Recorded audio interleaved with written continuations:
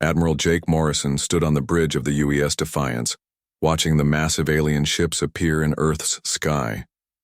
The ships were huge, bigger than anything humans had ever built. They looked like dark metal mountains floating above every major city on the planet. "Sir, we're getting a transmission," said Lieutenant Collins, turning from his station. His face was pale and his hand shook slightly as he worked the controls. "Put it through," Jake said. He kept his voice calm, but inside his heart was racing. This was the moment everyone had feared, but never really believed would happen. First, contact with aliens, and they didn't look friendly. The main screen flickered and then showed a tall, thin creature with pale blue skin and 4 arms. Its eyes were completely black, and when it spoke, its voice sounded like breaking glass. "Humans of Earth," the alien said. "I am Ambassador Krelnox of the Zephyrian Empire. We have watched your species for many years. You will now submit to Imperial rule or your world will be destroyed. You have 72 hours to decide." The screen went black. The bridge was quiet for a moment. Then Jake heard someone whisper, "Oh God." Down on Earth, emergency meetings were starting in every capital city. World leaders were panicking. Some wanted to surrender immediately. Others talked about fighting back, but their voices didn't sound very confident. Commander Lisa Brooks was in the war room under the Pentagon, looking at the data her team had collected about the alien fleet. Something was bothering her, but she couldn't figure out what it was yet. "The formation they're using," she said to her assistant, Lieutenant Murphy. "It looks familiar." Murphy pulled up historical battle records on his computer. "You're right, ma'am. It's almost exactly like the British naval blockade during the Napoleonic Wars." Lisa frowned. "That's odd. Why would aliens use human tactics?"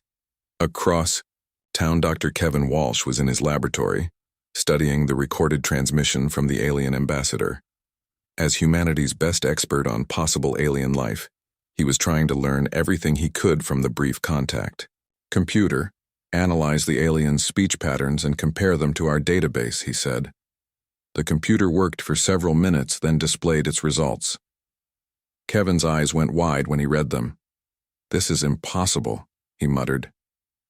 Then he grabbed his phone and called the Pentagon. "I need to speak to Commander Brooks immediately. This is urgent." Meanwhile, Captain Danny Rodriguez was at the Luna Base Command Center, trying to organize Earth's scattered defense fleets. Humanity had built quite a few ships over the past 50 years, but they were mostly for mining asteroids and hauling cargo between planets. They weren't designed for war.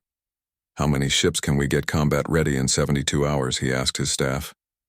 Chief Engineer Amy Sullivan looked up from her tablet. "If we work around the clock and strip every mining laser and construction tool we can find, maybe 200 ships, but sir, these aren't warships, they're workboats." Danny smiled grimly. "Then we'll have to make them work like warships. What do you need?" Amy thought for a moment. "Time, coffee, and a lot of people who don't mind welding in zero gravity. The good news is our ships are built tough. They have to be to survive. Asteroid mining and deep space construction work." Back in the Pentagon, Dr. Walsh burst into the war room where Lisa Brooks was still studying the alien fleet positions. "Commander, I've made a discovery," he said, breathing hard from running down the corridor. "The aliens have been studying us for years, but they've only been looking at our military defeats. Every tactic they're using is based on strategies that failed in human history." Lisa stared at him. "What do you mean?" "I analyzed their ambassador's speech. The computer found traces of human languages in their communication system. They've been intercepting our transmissions, reading our history books, watching our movies, but here's the thing. They only studied the losing side of every battle."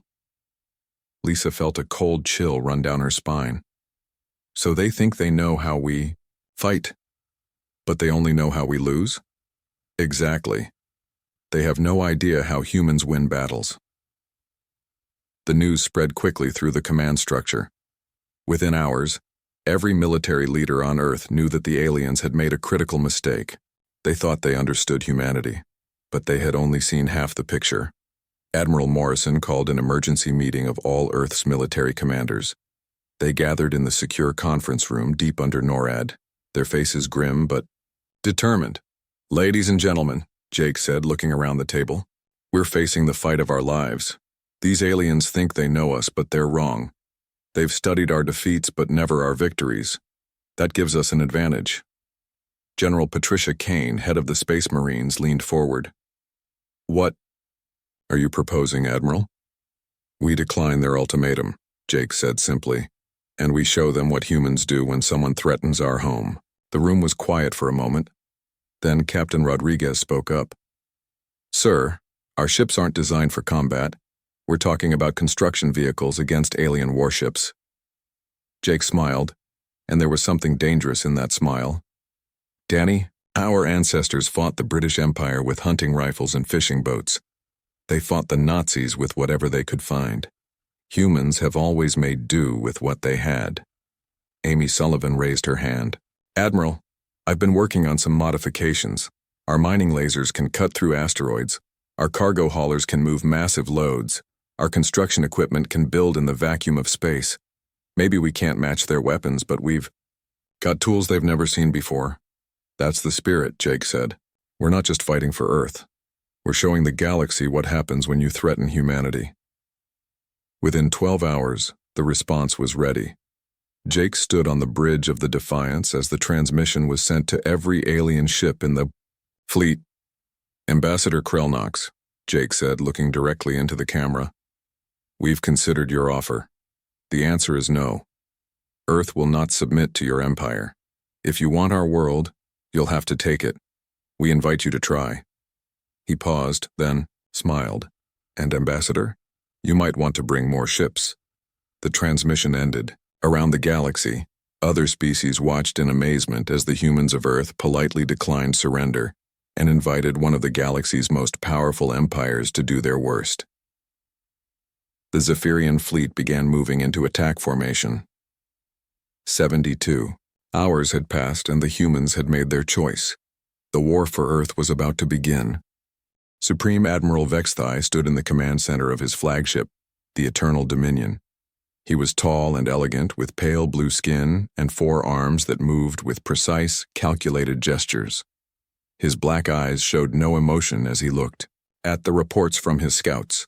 The humans have refused our generous offer, he said to his staff officers. How disappointing. Begin the attack. His aide, Sub-Commander Zektar, stepped forward. Sir, should we use the full fleet? Our intelligence suggests their defenses are primitive. Vexthai waved one of his hands dismissively. Send one battle group. These creatures have never faced the might of the Empire. They will surrender once they see our power. The Admiral had good reason to be confident. The Zephyrian Empire had conquered 47 worlds in the past century. Most species surrendered after seeing their fleet. The few that fought back were crushed within hours. Humans would be no different. Colonel Ryan Carter was in his fighter, leading the first squadron of human defenders. His ship wasn't really a fighter. It was a modified asteroid prospector with mining lasers bolted where weapons should be.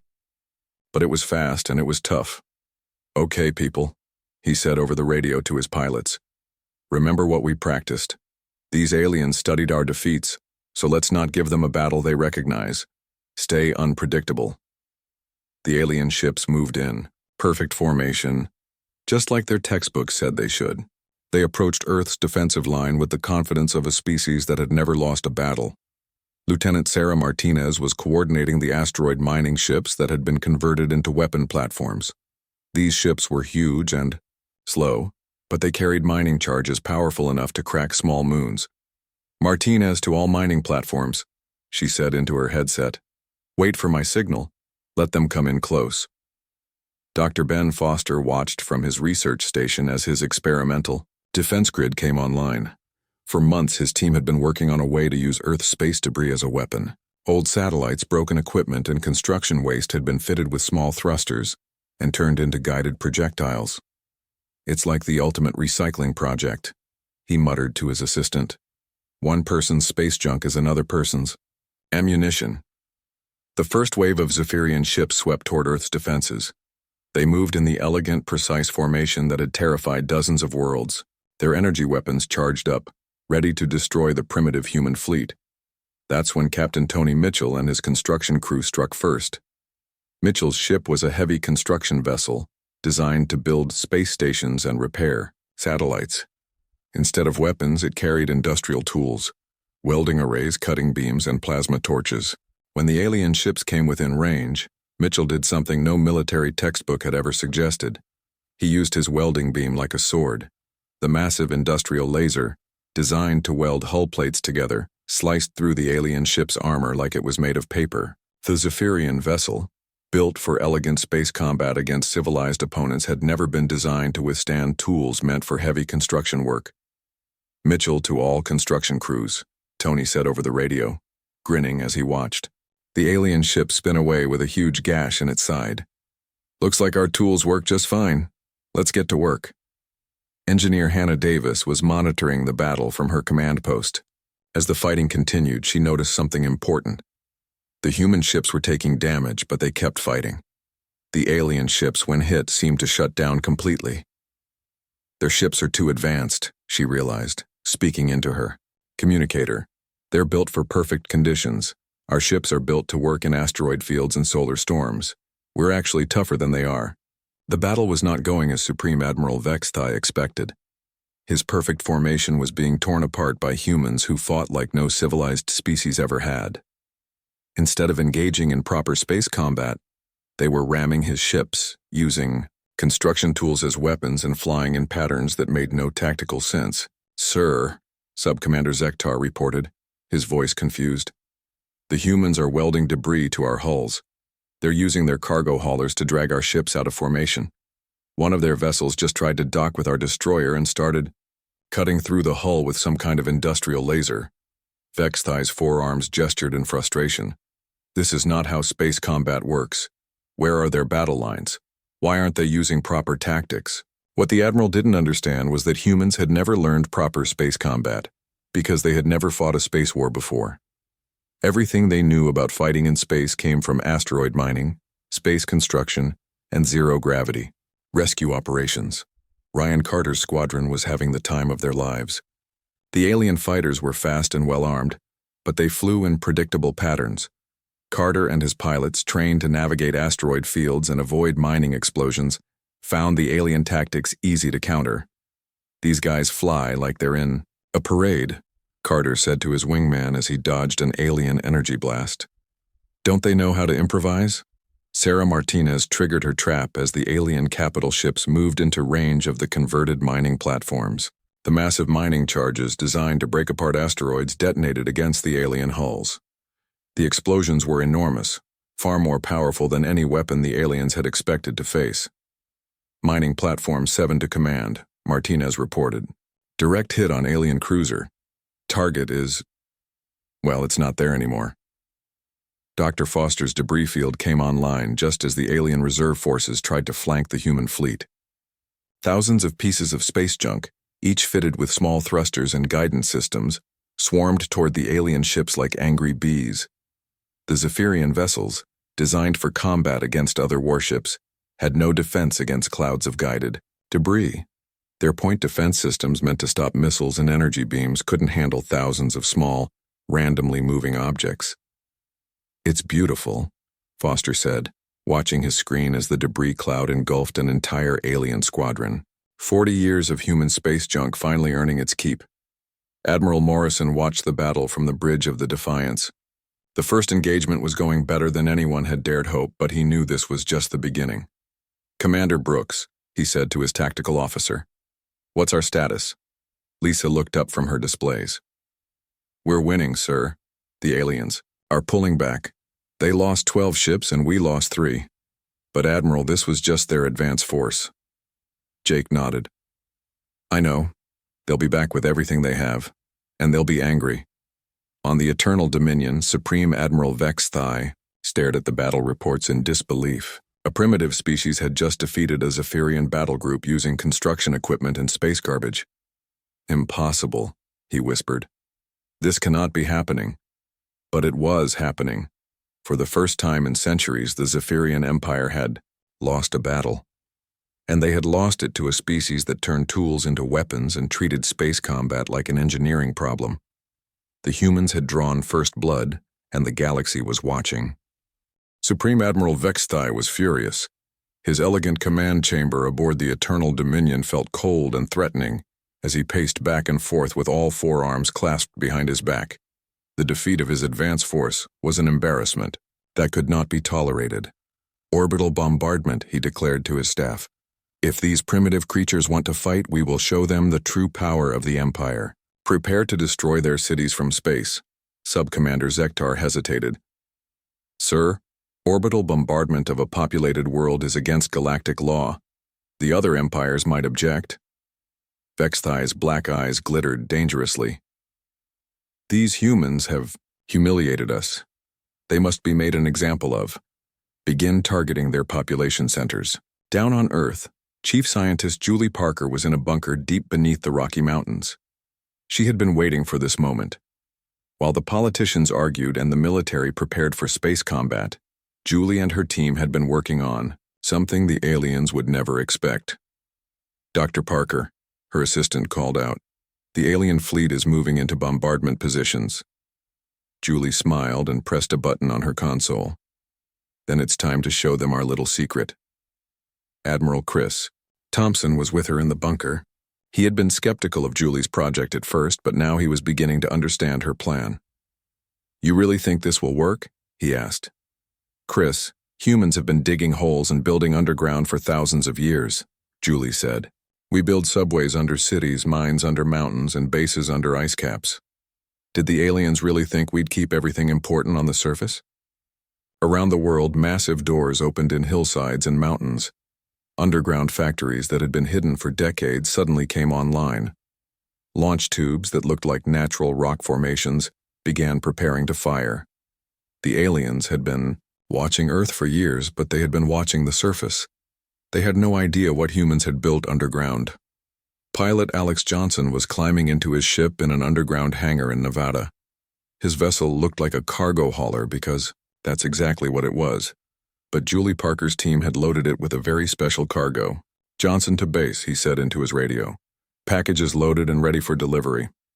Roger that, Johnson, came the reply from Mission Control. Remember, you need to get right up close to their command ship. The package won't work unless you're practically touching them. Alex grinned. No problem. I've been flying cargo runs for 15 years. I know how to get close to big ships. General Katie Lewis was coordinating the underground resistance cells that had somehow appeared on several alien vessels. The aliens were discovering that humans had a very annoying habit of getting into places they weren't supposed to be.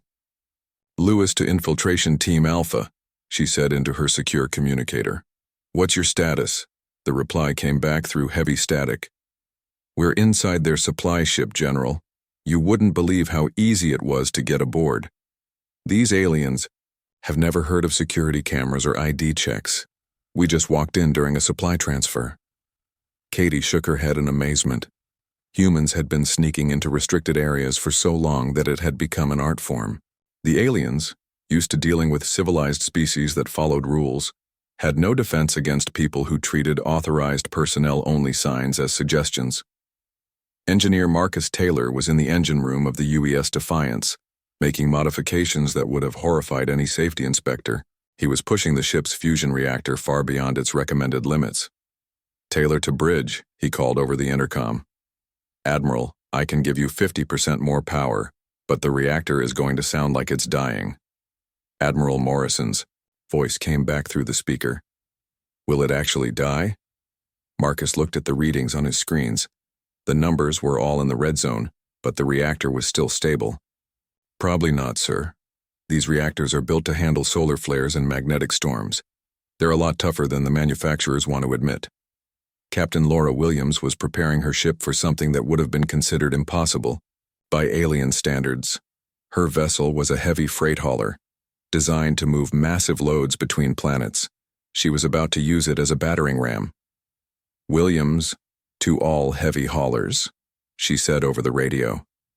Remember, these alien ships are built for style, not durability.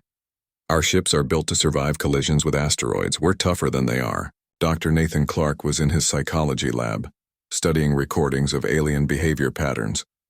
As Earth's expert on alien minds, he had made a disturbing discovery about their enemies. Admiral Morrison, he said over the secure video link. "I need to tell you something important about these aliens. They're not used to fighting species that don't give up." Jake looked at the scientist on his screen. "What do you mean?"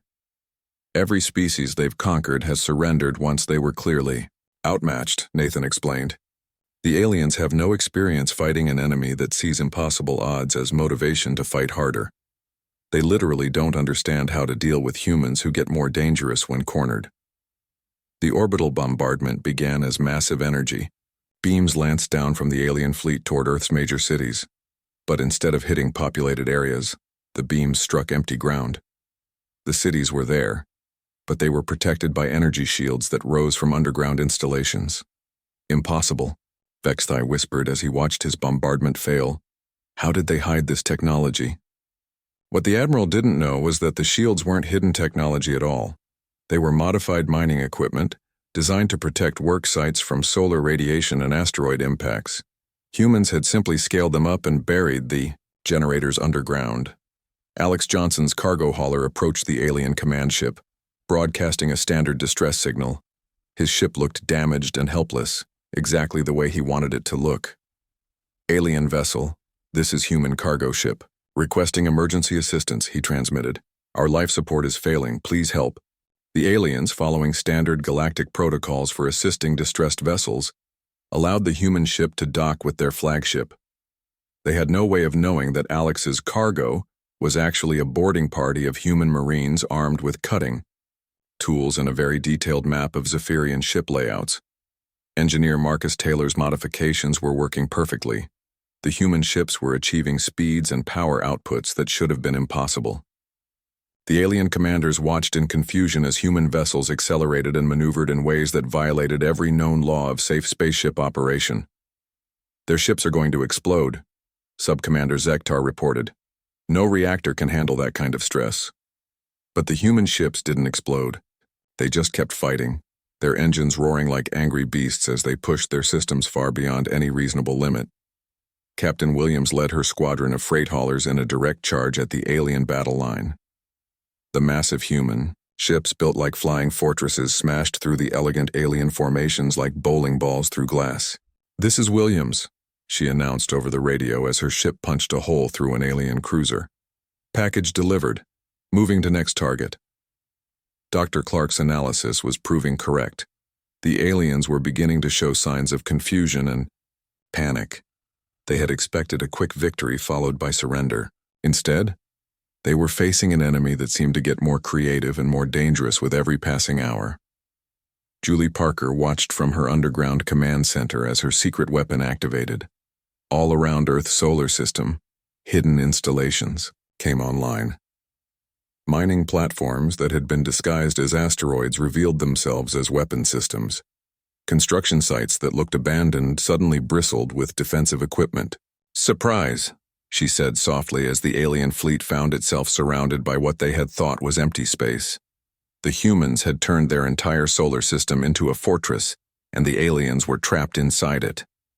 Supreme Admiral Vexthai stood frozen in his command center, staring at the tactical display that showed his fleet surrounded by human weapons that had appeared out of nowhere. His forearms trembled with rage, and something he had never felt before in his long military career: fear. "How is this possible?" he whispered.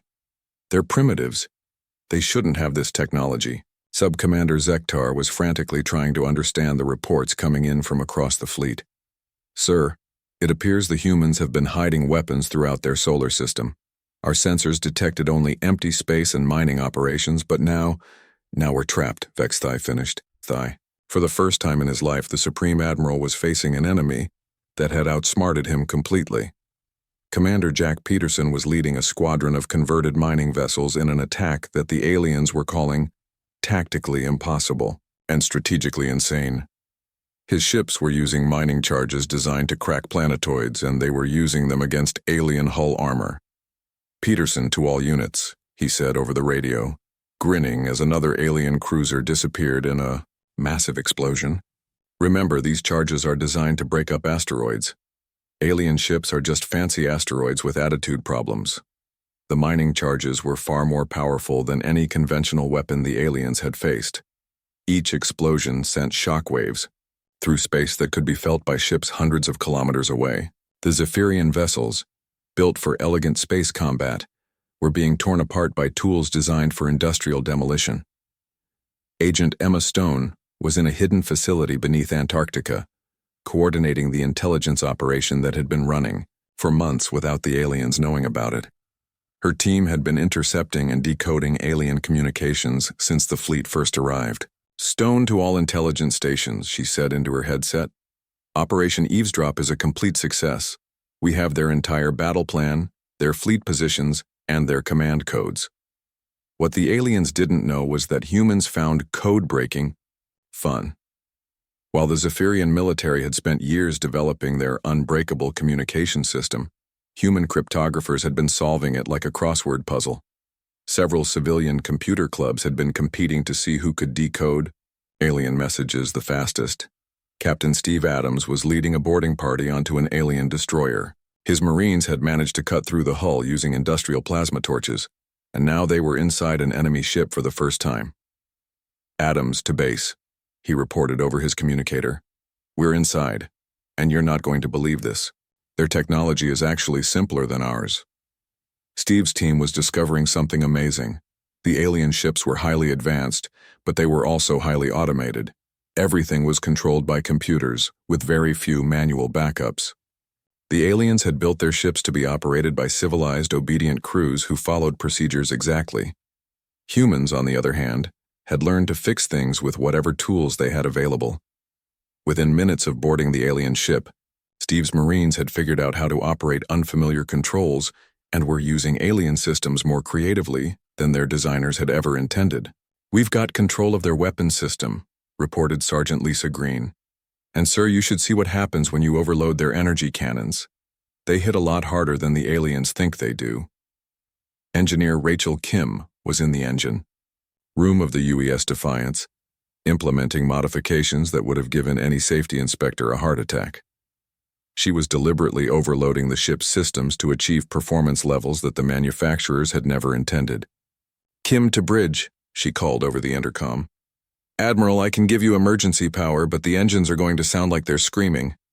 Admiral Morrison's voice came back through the speaker. "Rachel, will the ship hold together?" Rachel looked at her readings. Every gauge was deep in the red zone, but the ship was still responding. "Sir, this ship was built to survive solar storms and asteroid impacts. I think we can push her a little harder." What Rachel had discovered was that human ships were incredibly over-engineered. They had to be to survive the harsh conditions of deep space construction and asteroid mining. The aliens built their ships to exact specifications. Humans built theirs to survive anything the universe could throw at them. The battle was turning into something the galaxy had never seen before. The humans were fighting with a combination of advanced technology and primitive improvisation that confused and terrified their enemies. Captain Tony Mitchell was using his construction ship's robotic arms to literally grab alien fighters and throw them into each other. His vessel wasn't designed for combat, but it was designed to manipulate heavy objects in zero gravity. "Mitchell to all construction crews," he announced over the radio. "These alien fighters are just really expensive tools that someone forgot to put away properly. Let's help them find a place to park." Dr. Ben Foster's debris field was working, better than anyone had hoped. The clouds of guided space junk were swarming over alien ships like metallic locusts, clogging engines, blocking sensors, and generally making life miserable for the Zephyrian fleet. "It's the ultimate recycling project," Foster said to his assistant as they watched another alien cruiser disappear under a cloud of animated garbage. "We're literally burying them in our own trash." General Katie Lewis was coordinating with the infiltration teams that had somehow managed to get aboard multiple alien vessels. The reports coming back were almost unbelievable. "General, this is Team Delta," came a voice over the secure channel. "We've taken control of their supply ship. Turns out they keep all their spare parts in unlocked storage rooms. We're redistributing their equipment to our ships." Katie shook her head in amazement. The aliens had such faith in their own superiority that they had never considered the possibility of humans sneaking aboard their ships and stealing their supplies. Supreme Admiral Vexitai was receiving reports that seemed impossible. Human ships were performing maneuvers that should have torn them apart. Human Marines were taking control of alien vessels using weapons and tactics that violated every rule of civilized warfare. Human intelligence had somehow decoded communication, systems that had taken the Empire decades to develop. "Sir," Subcommander Zektar said, his voice shaking, "the humans have captured 3 of our destroyers. They're using our own ships against us. And sir, they're using them better than we do." This was the most terrifying news of all. The humans weren't just defeating Zephyrian technology, they were stealing it and making it work better than the original designers had ever imagined.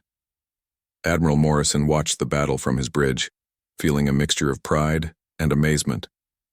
His species was outnumbered and outgunned, but they were winning through sheer human stubbornness and creativity. "Status report," he called to his tactical officer. Commander Brooks looked up from her displays. "Sir, we've destroyed or captured 40% of their fleet. Our losses are minimal. The aliens are beginning to pull back toward their command ship." Jake nodded. "They're regrouping. This is where it gets dangerous. A cornered enemy is always the most desperate." But what Admiral Morrison didn't realize was that the aliens weren't regrouping for a final attack. They were trying to figure out how to escape from an enemy that had turned their own superiority against them. For the first time in centuries, the Zephyrian Empire was losing a war. And they were losing it to a species that treated impossible challenges like entertainment and turned garbage into weapons. The humans were proving that sometimes the best technology is the willingness to use whatever you have in ways nobody expects. Admiral Jake Morrison stood on the bridge of the UES Defiance, watching as the entire human fleet moved into position for what everyone knew would be the final battle. The alien fleet had pulled back to defend their massive command ship, the Eternal Dominion, but they were trapped in Earth's solar system with nowhere to run. "All ships, this is Admiral Morrison," Jake said into his communicator, his voice carrying to every human vessel in the fleet. "Today we show the galaxy what happens when someone threatens our home. Remember, we're not just fighting for Earth. We're fighting for the right to exist as free human beings." The response came back from hundreds of ships, miners, construction workers, cargo haulers, and the few actual military vessels humanity possessed. Every voice was different, but they all carried the same message. They were ready to fight. Captain Danny Rodriguez was leading the main attack force, a mixture of converted mining ships and heavy freight haulers that had been turned into improvised warships. His flagship was a massive ore carrier that now bristled with welding arrays and mining charges. "Rodriguez to all heavy units," he said over the radio. "We're going straight at their command ship. No fancy tactics, no clever maneuvers. We're going to hit them so hard they forget what planet they're from." This was the most human approach to warfare possible. When faced with a superior enemy, charge directly at them while laughing and see what happens. Supreme Admiral Vextai watched the human fleet approaching and felt something he had never experienced before in his long military career. The humans were doing something that violated every principle of space combat he had ever learned. They were attacking in a straight line, with no formation, no coordination, and no apparent strategy except to get as close as possible to his flagship. "This is madness," he whispered to Subcommander Zektar. "They're attacking our strongest position with their entire fleet. They'll be destroyed." But Zektar was looking at the tactical displays with growing horror. "Sir, I don't think they care about being destroyed. Look at their communications, they're laughing." The human fleet was indeed laughing. Over open channels, the alien computers could hear human voices joking, singing, and placing bets on who would reach the alien command ship first. To the Zephyrians, who treated war as a serious, formal affair, this casual attitude toward mortal combat was terrifying. Engineer Amy Sullivan had outdone herself with the modifications to the human ships. Every vessel in the fleet was running far beyond its design specifications, powered by fusion reactors that were being pushed to their absolute limits. "Sullivan to all engineering teams," she announced over the fleet communication system. "Remember, our reactors are built to handle solar flares. A little overload won't hurt them. Push everything to maximum and then find a way to push it harder." The human ships accelerated to speeds that should have been impossible, their engines roaring. Like angry dragons as they charged toward the alien battle line, the Zephyrian computers calculated that the human reactors should have exploded from the stress, but they just kept running. Captain Laura Williams was at the front of the assault, her massive freight hauler leading the charge like a flying battering ram. Her ship was designed to survive collisions with asteroids, and she was about to test how it would handle collisions with alien warships. "Williams to all ramming units," she called out cheerfully. "Remember, we're built tougher than they are. Hit them hard and keep going." Dr. Nathan Clark was monitoring the battle from his psychology lab, and what he was seeing confirmed his theories about alien behavior. The Zephyrians were beginning to show signs of complete psychological breakdown. "Admiral Morrison," he reported, over the secure channel. "The aliens are panicking. They've never faced an enemy that treats certain death as a fun challenge. Their entire command structure is falling apart." This was the key to human success. The Zephyrians had conquered 47 worlds, but every one of those species had fought logically, retreating when defeat was certain and surrendering when resistance became hopeless. Humans did the exact opposite. They fought harder when things looked impossible. Agent Emma Stone's intelligence network had been monitoring alien communications throughout the battle. What they were hearing was almost unbelievable. "Stone to command," she reported. "The aliens are actually arguing among themselves about whether humans are insane or just stupid. Several of their captains are requesting permission to surrender, individually." The Zephyrian Empire was discovering that their perfect military machine had a critical weakness. It only worked against enemies who followed the same rules they did. Captain Steve Adams and his Marines had taken control of 6 alien ships and were using them against their former owners. The human boarding parties had figured out how to operate alien technology faster than the aliens themselves could adapt to human tactics. "Adams to Fleet Command," Steve reported as his captured alien destroyer opened fire on a Zephyrian cruiser. "We've got their ships working better than they ever did. Turns out their computers have a lot of unused potential." The aliens had built their ships to be operated safely and efficiently. Humans had immediately started experimenting with dangerous overrides and creative system modifications that made the vessels far more effective than their designers had intended. Engineer Marcus Taylor was pushing the UES Defiance beyond any reasonable limit. The ship's reactor was screaming, its hull was vibrating, and every system was deep in the red zone. But it was still flying, still fighting, and moving faster than any ship its size had a right to move. "Taylor, to bridge." He called over the intercom. "Admiral, I can't promise the ship won't explode, but I can promise it'll be spectacular if it does." Jake Morrison laughed as he listened to his engineer. "Marcus, just keep us flying until we reach their command ship. After that, we'll see what happens." The human fleet smashed into the alien defensive line like a hammer hitting glass. Ships that had been designed for mining asteroids and hauling cargo tore through the elegant Zephyrian formations with brute force and complete disregard for their own safety. Captain Tony Mitchell was using his construction ship's robotic arms to literally tear alien fighters apart, while Captain Johnson led a squadron of cargo haulers in ramming attacks that destroyed alien vessels and somehow left the human ships still functional. Supreme Admiral Vexthai watched his perfect fleet being destroyed by what he could only describe as organized chaos. The humans weren't following any battle plan he could recognize. They were just attacking everything in sight with whatever weapons they could improvise. "Sir," Subcommander Zektar said, his voice filled with despair, "our losses are catastrophic. The humans have broken through our defenses.